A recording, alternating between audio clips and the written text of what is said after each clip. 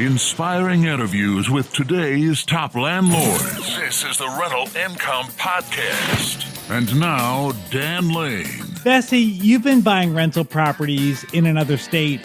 Why didn't you buy rental properties closer to home?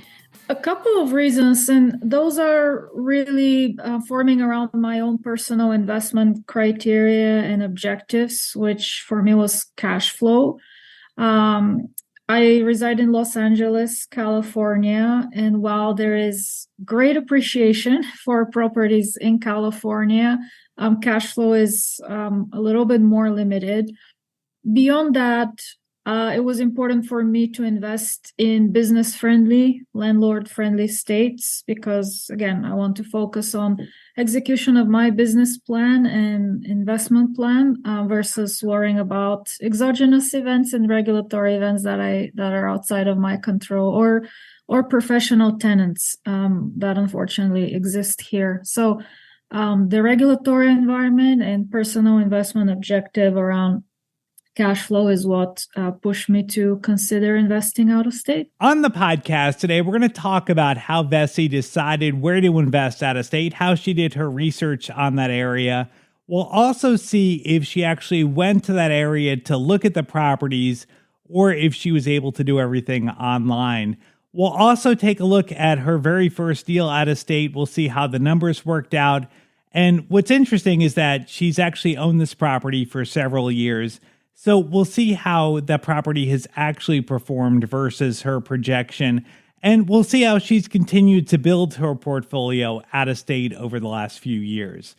Joining us on the show today from Los Angeles is Vessi Kapoulian.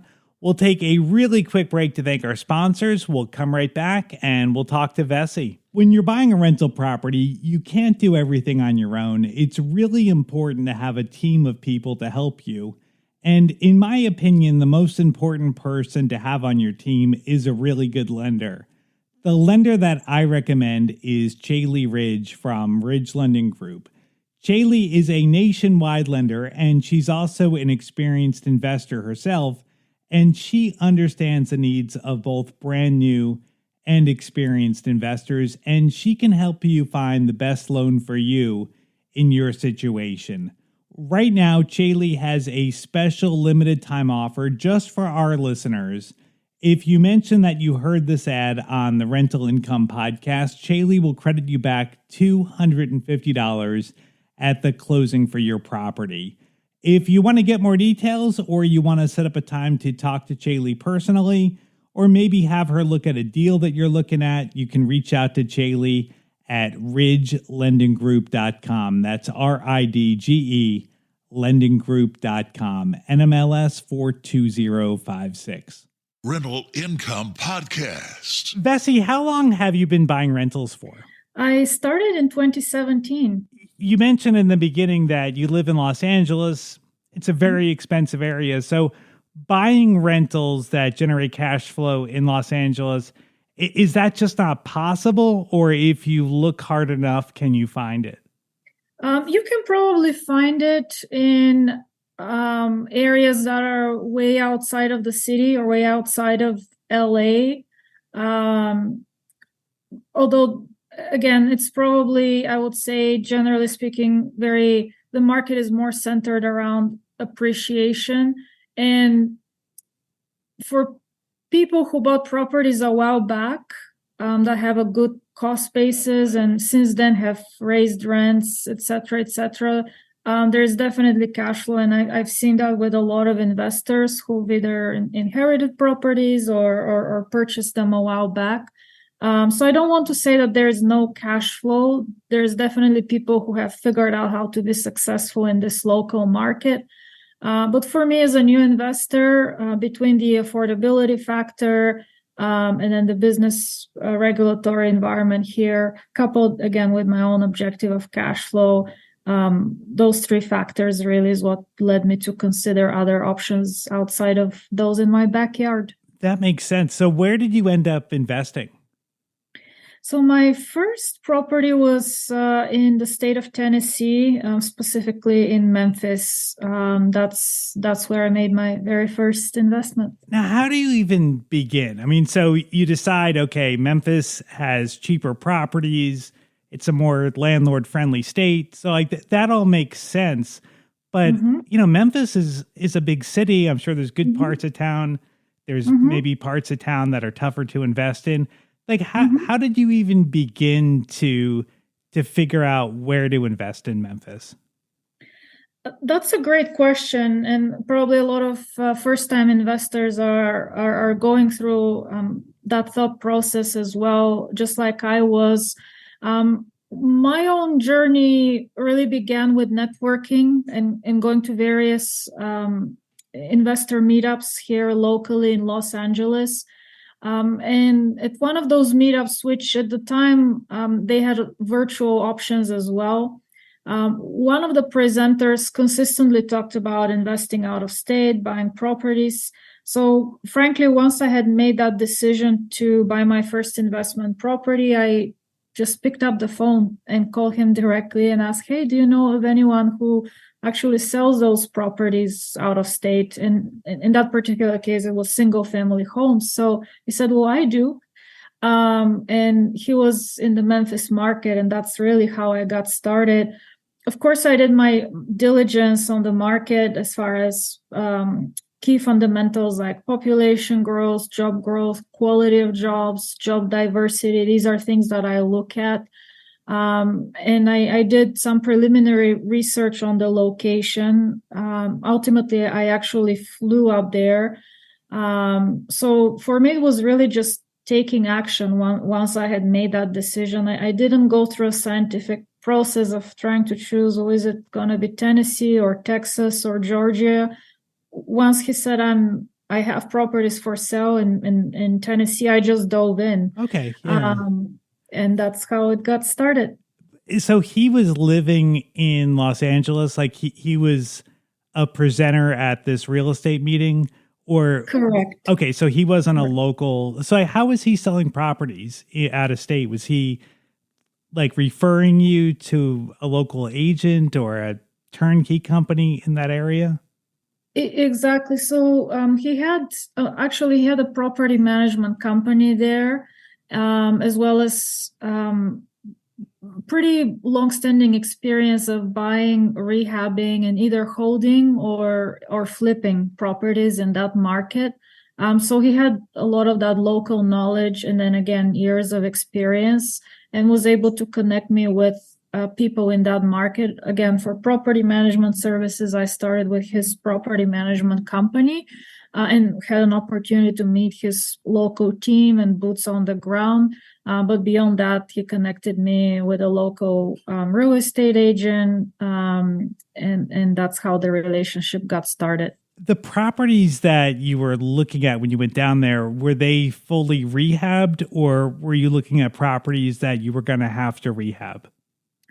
I was looking mostly at turnkey properties, either ones that don't require rehab or possibly minor, very, very minor rehab. Why? Because as a first-time investor, I just wanted to get started and didn't really want to go through a very heavy rehab. Again, really wanted to get one property under my belt, learn the process, see how it works out before I start expanding further. I think that makes a lot of sense because when you're a brand new investor, there's so much to figure out. And to coordinate a huge construction project when you're, halfway across the country, like it's not like you can just pop in. It just adds a level of complexity that I think as a new investor, you really just don't need. Right. Yeah. Right. So, okay. So you bought the property. So the property was in pretty good condition. Were there just maybe a couple of little things to fix? Very minor cosmetic items. And I knew that eventually at some point I'll have to do more of the what I would call routine maintenance, like updating the roofs, possibly upgrading kitchens, bathrooms, but they were in pretty good condition when I purchased the property.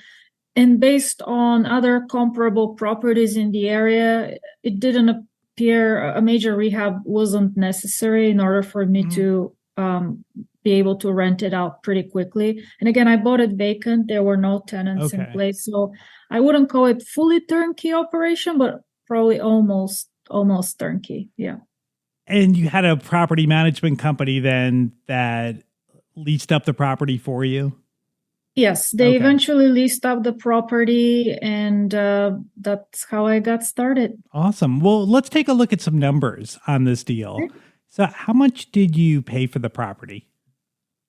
I purchased it for approximately $156,000. Okay. And what was it rented for? Initially rented at $1,425. Okay. So you're right at the 1% rule, just a little bit below, but you're pretty close. Now, as far as your down payment, how much did you put down? At the time, I put almost 50% down, because when I underwrote the deal, that was the number that made sense in order for the property to be cash flow positive. Okay, and that was your main goal, right? You wanted cash flow, so the more you put down, the smaller your mortgage is, the more cash flow you're going to have. And then how much was your mortgage payment? It was about $390 a month. And does that include taxes and insurance? Taxes and insurance, no, that was separate, and I'll Okay. have to look up those numbers. Okay. if we All need right. those. So, we can maybe just to estimate, maybe $150, maybe $200. Does that? That's a fair estimate. Yeah. Okay. Yep. All right. So you've got $1,425 in rent, and then you've got to pay your property manager. Was that 10% that they were charging you? 8%. Yep. 8%. All right. So after the property management, that's $1,311. And if we go with $590, so we'll do $200 for taxes and insurance. Okay. And then $1,311, that's leaving you $721 before any expenses. Now, how did you factor putting money aside for repairs and vacancy and making sure you have enough money to when you have to do a rehab on the kitchen or replace the roof to make sure you had enough money? How did you budget for all that? Well, generally, again, for single family homes, I would say I like to put a 10% vacancy reserve and about a 10% repair and maintenance reserve. I know people have, if you're more aggressive, I've seen some investors put in account for less, but I would like to have a bigger cushion. So those are the reserves that I have in place. But beyond that, for that property and subsequent properties, I like to keep separate books and records. So in reality, all the excess cash flow was really going into that particular properties account. So in the event there was any major unexpected event beyond what I have already reserved for, I knew I would have the financial capability to cover that. You've owned this property now for 6 years. How has everything worked out? Like, have you actually had 10% of the rent going to repairs and 10% to vacancy? Like, how has it actually worked out? Ultimately, it's worked out really well. In the beginning, there was, I would say, a more prolonged vacancy period until we rented it out. But again, I had budgeted for that because I had those vacancy reserves and maintenance reserves. In reality, I haven't really had to do major rehab. I did update the bathrooms, and that was really more of a long-term decision I made just based on a maintenance request that was submitted by the tenant. And when I saw pictures of the bathtub, it wasn't really in great condition. Now, one could argue that's probably because of how they've used it. But I ultimately decided to update the bathroom so I don't have to go through resurfacing and replacement every year or every other year. So that was probably the largest update I've had to do to the property. Since then, because of natural appreciation in the market, I have been able to refinance the property as well. So between the refi proceeds and the cash flow that I've accumulated over the years, I've been effectively able to recoup my original investment back. Or I will say by the end of this year, I will have recouped my original investment back. So basically starting next year, it will be infinite returns. That's great. I love hearing that. And so we have had a lot of appreciation since you bought. So you bought the property for 156. What would you estimate that it's worth today? I would say on the low end, probably 260, on the high end, 300. Nice. So almost a double. That's great. I love hearing that. Yes. And then the rent, the initial rent was $14.25. What is it today? It's $17.95. Wow. I mean, that's really worked out good. I mean, you've got really good rent growth, and the appreciation has been great. And what's really great too is that you have appreciation in a market that is really known for cash flow. So that's really, really pretty cool. Absolutely. And I wasn't counting on this phenomenal appreciation, particularly right in Memphis. It's more of a slow and steady market, but very happy that happened. And I don't remember who originally said, don't wait to buy real estate and wait. And right. That's so true because the factor of time and really the factor of inflation is really what supports the gradual appreciation over time. Absolutely. Yeah. Now, I know you've continued to build your portfolio since that initial property. How long did it take you until you bought your second property? I bought my second property, I would say around 2020, 2021. So it took probably 3 years after. Why did you wait so long? Yeah, I mean, part of it is I wanted to get this one up and running. And I mentioned in the beginning, it started with a more prolonged vacancy than what I had anticipated. But once it was up and running, between that and getting busy with my day-to-day job, I really I took a little bit of a break. I wish I didn't now that I've seen all the results.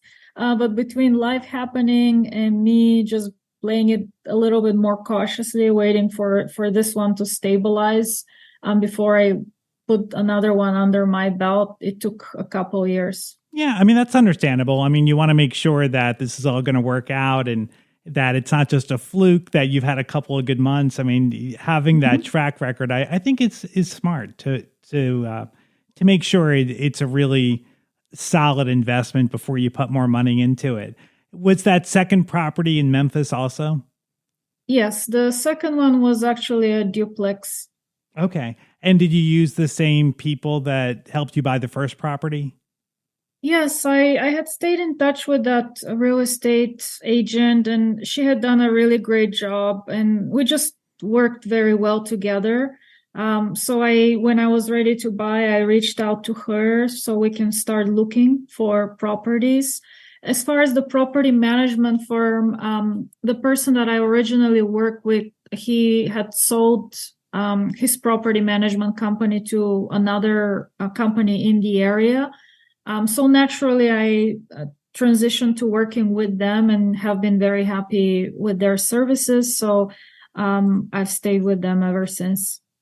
So everything seems like it's working out great. I mean, you've got two good properties in Memphis.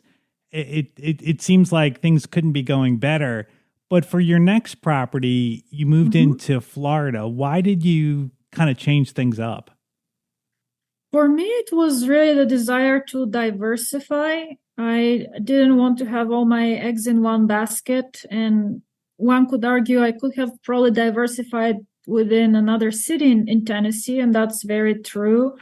But I like the Florida market as well. It has very strong fundamentals. So I decided to enter there as a way to further expand my portfolio in a more diversified manner. That makes sense. And so what did you end up buying in Florida?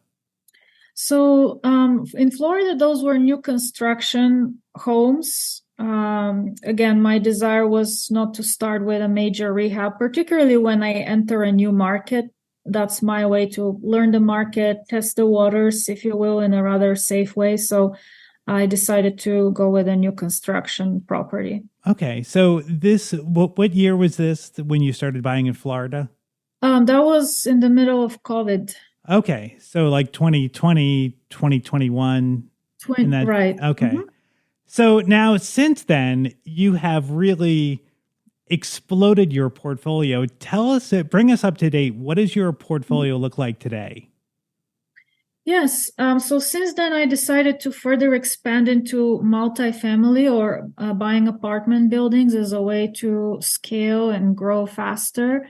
So now I'm at $161 that I own as either individually, and those are my single family or residential portfolio, or I own with partners. So generally speaking, in the multifamily space, because the properties are larger, more complex, you typically partner with other operators. Some are active, just like me, and others are passive. So I control about $161 or roughly $13 million in assets under management. That's incredible. I mean, to go from that one property in Memphis to where you are today within just a couple of years. I mean, that is really awesome. Are you still working full time today? I still am while building that portfolio on the side. Yes. Hold on to that W-2 job for as long as you can. It'll make financing your next rental property that much easier. If anybody wants to reach out to Vessi, or if you want to check out the ebook that she wrote, you can download that for free. Just go to rentalincomepodcast.com/episode 408. I'd like to thank our sponsor today for making this episode possible. It's Chaley Ridge from Ridge Lending Group. Chaley is a nationwide lender, and her specialty is helping investors finance rental properties. She has a ton of different loan programs. If you come across a deal and the numbers are a little bit tight, an interest-only option may be a good way to go, or maybe an adjustable rate mortgage where you can get a interest rate that's a little bit lower than the 30-year fixed. If you want to find out more, or you want to set up a time to talk to Chaley personally, just go to ridgelendinggroup.com. That's RIDGE. lendinggroup.com. And don't forget, Chaley has a special offer just for our listeners. If you mention Rental Income Podcast, she will credit you back $250 at your next closing. If you want to get more details, reach out to Chaley at ridgelendinggroup.com, NMLS 42056. Thank you so much for checking out the podcast today. Make sure you hit that follow button, and you'll get notified next Tuesday when I put out a new episode.